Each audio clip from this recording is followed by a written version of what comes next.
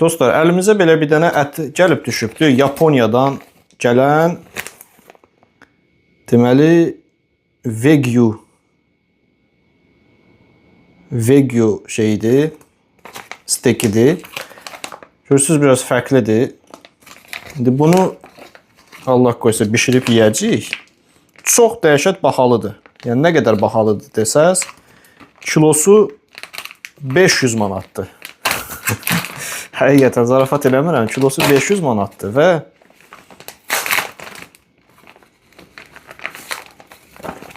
belə bir ətdir. İndi bunu yuyacağıq, bişirəcəyik. İçi yağdır, tamamilə yağdır və hətta əllə toxunanda belə şey olur, ayrılır. Mən buna vermişəm, haradasa 60 manat.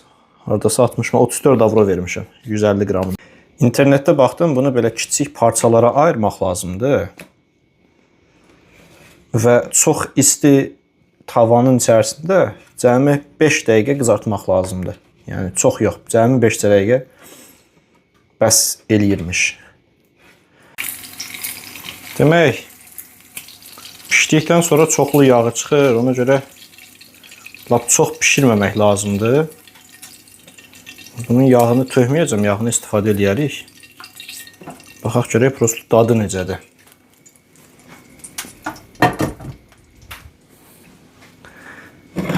Demək,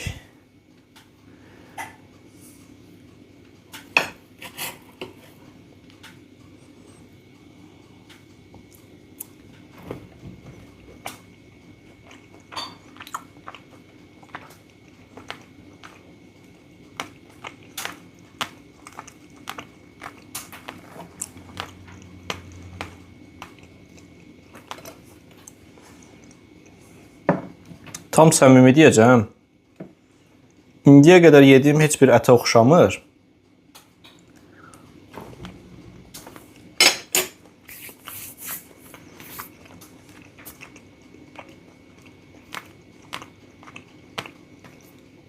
Normal mal ətindən daha dadlıdır. Amma buna 500-600 manat pul verilərmi? Yox, qətiyyən verilməz. Toyuq ətidir, quzu ətidir və s. Onlar bundan daha dadlıdır. Heç nədə bir dəfə həyatımızda aldıq, yedik. Ən azından dadı necə olduğunu bilirik.